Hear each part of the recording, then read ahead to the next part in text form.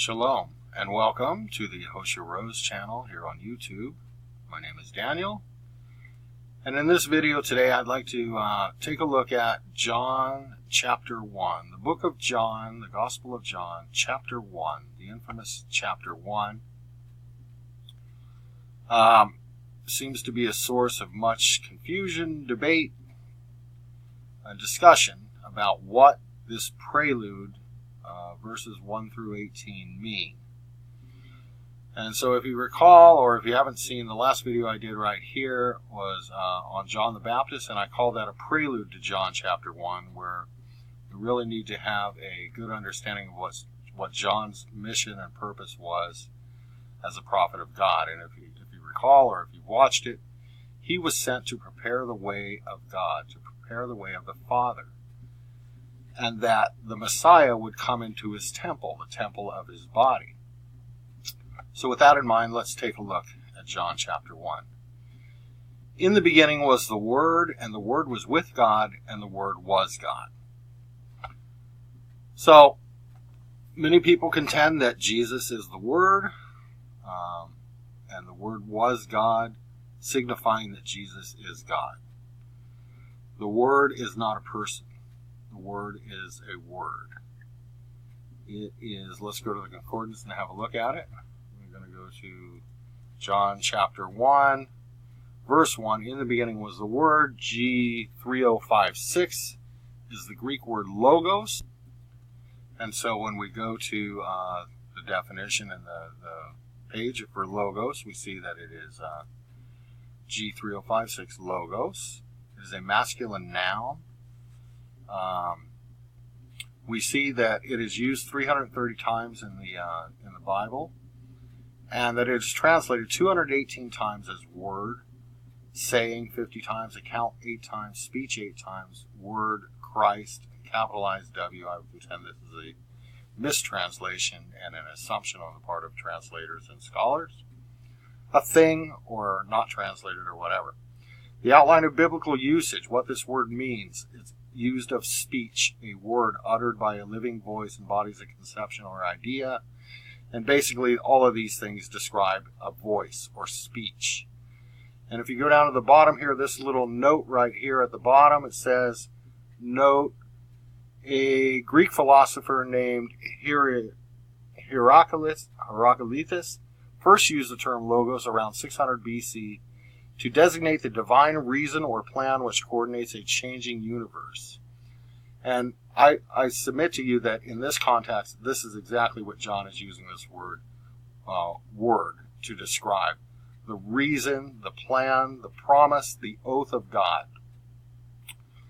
And I think this will become clear as we continue into this study.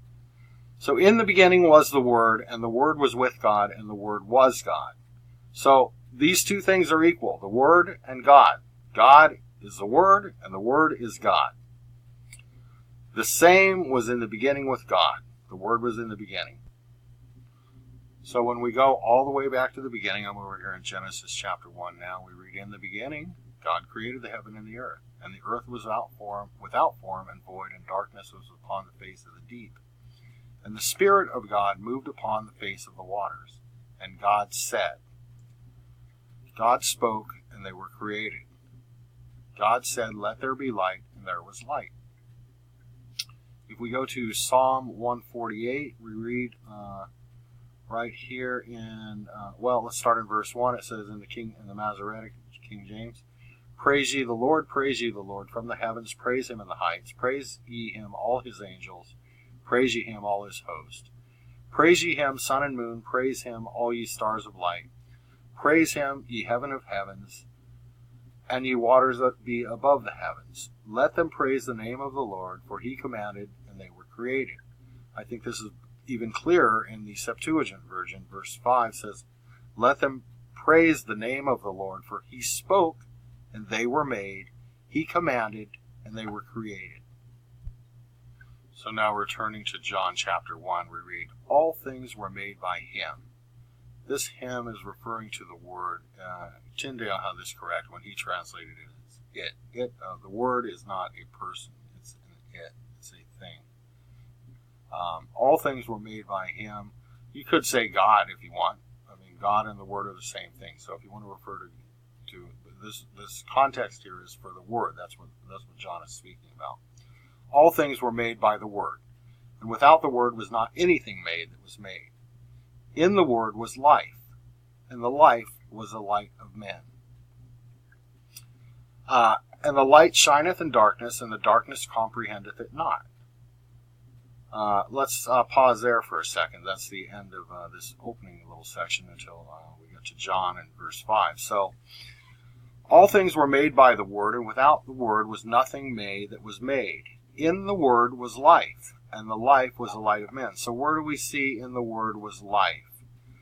Let us go to so here in Psalm 133, verse 3, we have, as the dew of Hermon, and as the dew that descended upon the mountains of Zion, for there the Lord commanded the blessing, even life forevermore. So the Word of God, the commanding, the speech, the voice of God commanded life forever. There is the light of men. So back into John chapter 1 now. Let's back up a little bit, back into verse 4. In him was life, and the life was the light of men. Let's talk about this word here, light of men. This, when you see light, is speaking of spirit. In him was life, and the life was the light of men. So in the Word was life, and the life was the spirit of man, life evermore. And we can see a few things when we talk about light. We have testimony in the book of James, in James 1:17, that every good gift and every perfect gift is from above, and cometh down from the Father of lights, from with whom is no variableness, neither shadow of turning. And if we search the term children of light, we find here in Ephesians, Paul speaks of, for ye were sometimes darkness, but now are ye light in the Lord. Walk as children of the light. Of course, we're children of the Heavenly Father. We're sons and daughters of the Heavenly Father. So he's the Father of lights, and we are the children of light. Same thing in 1 Thessalonians 5:5. Ye are all the children of light, and the children of the day. We are not of the night, nor of darkness. I'm over here in the book of 1 John chapter 1. Now, this is one of the epistle of John, the first one.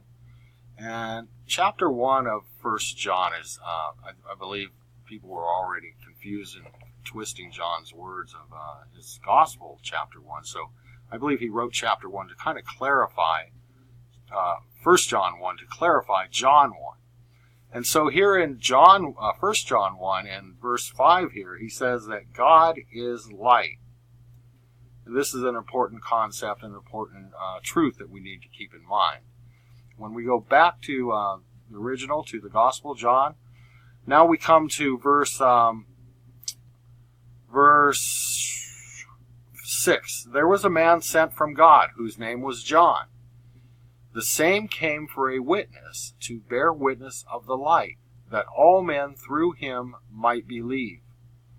So John, just as his mission and his prophecy was, the one crying in the wilderness, make straight the ways of the Father, came for a witness, to bear witness of the light. We just read in James that God is light. So he's making ready a people for God. It says here the same, John, came for a witness, to bear witness of the light, that all men through him might believe. All men through the Father might believe. He was not that light. John was not that light, but was sent to bear witness of that light. That was the true light, which lighteth every man that cometh into the world. Well, what does all men have when they come into the world? They have a spirit, the spirit of life. Every man, I think the book of Enoch sums it up best with the title that is used in that book. It refers to the Almighty as the Lord of Spirits. And indeed, that's what he is. He gives each man a spirit, and that's what gives us light in this life, in this temporal life. And of course, when we pass away, the spirit returns to God who gave it, and the body returns to the dust of the earth where it came from. So he was not that light. John was not that light, but was sent to bear witness of that light. That was the true light, which lighteth every man that cometh into the world. He was in the world, he being God, the light. He was in the world, and the world was made by him, and the world knew him not. He came unto his own, Israel, and his own received him not. They have a long history all throughout the Old Testament of rejecting God, of rejecting his ways, of rejecting him as the king of Israel and choosing a king to reign over them, from where we get Saul and David and Solomon and all the rest of the kings of Israel. And if you read the book of Samuel, you'll see that that's exactly what God said to Samuel. They haven't rejected you, they've rejected me. So his own received him not, but as many as, not everyone rejected him, but as many as received him, to them he gave power to become the sons of God. But as many as received him, to them he gave power to become the sons of God, even to them that believe on his name.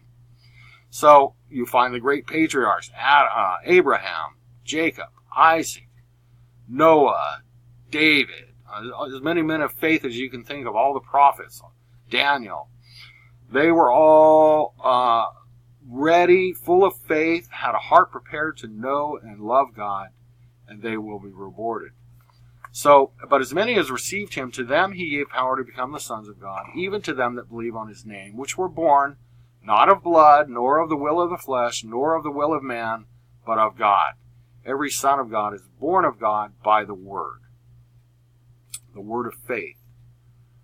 And for that now, let's end there before we get to verse 14. I want to go back over to 1 John now and read some of 1 John's commentary here about what we just read there. So he says in verse 1, that which was from the beginning, which we have heard, which we have seen with our eyes, which we have looked upon, and our hands have handled of the word of life. For the life was manifested. What was manifested? The life or the word? The word of life. The life, the Spirit was manifested, and we have seen it and bear witness and show unto you that eternal life which was with the Father and was manifested unto us. He's speaking of the Holy Spirit right now. That which we have seen and heard declare we unto you, that ye also may have fellowship with us. And truly our fellowship is with the Father and with his Son, Jesus Christ. And these things we write unto you, that your joy may be full. This then is the message which we have heard of him, and declare unto you, that God is light, and in him is no darkness at all. So now then we come to verse 14 of John chapter 1. And the Word was made flesh, and dwelt among us, and we beheld his glory, the glory as of the only begotten of the Father, full of grace and truth. The Word was made flesh. The promise, the oath, the scriptures, all the prophecies were beginning to take their fulfillment, beginning in the birth, life, ministry, death, ascension, resurrection, and kingdom of Christ. Everything that was written about him, from the curse to Eve, and the promise also of the offspring crushing the serpent's head, Psalm 22, Isaiah 53, all the prophecies concerning the Messiah were now going to become real. The word was given, everything was prophesied and foretold, and now it was happening right in front of Israel's eyes, and they didn't recognize it. So to sum everything up, what we have here in John's prologue, John chapter 1, verses 1 through 14 or 18, however you want to count it, is simply a history of everything that has ever happened from the beginning up to the Word being made flesh. It's simply a history. It was given as a simple explanation, not some kind of theological, something esoteric and hard to figure out. It's a very simple history of life up until Christ. I hope this video has been a blessing to you. Please like, share, comment, and subscribe. God bless.